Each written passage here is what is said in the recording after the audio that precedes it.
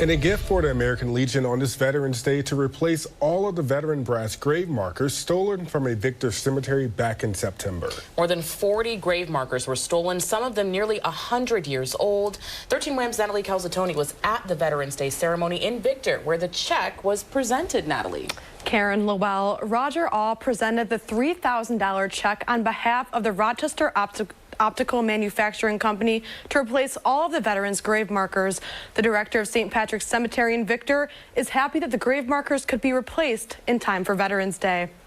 Back in September, dozens of U.S. veteran brass grave markers were stolen from St. Patrick's Cemetery in Victor.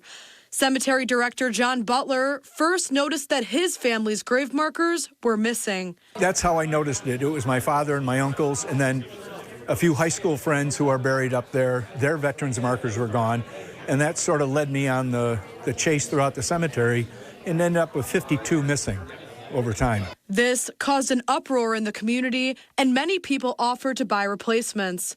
2 months later, on Veterans Day, Rochester Optical Manufacturing Company presented a check to the Victor American Legion. We'd like to present the American Legion Post 931 with this check in the amount of $3,000, which will cover the cost of the medallions. Butler is grateful for the donation and says as of November 11th, all veterans in St. Patrick's Cemetery will once again have a grave marker, including his family members. At least we're getting them back, and all the veterans can be honored in time for today. Now I have lights and more cameras and better coverage. I hate to do that, but sometimes it's the world we live in, and you have to.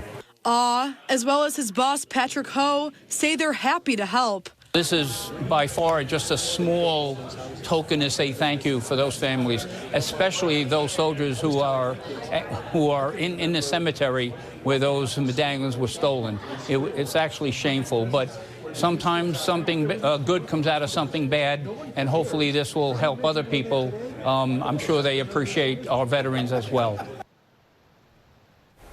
No arrests for the stolen grave markers have been made yet. The New York State Police investigation is still ongoing.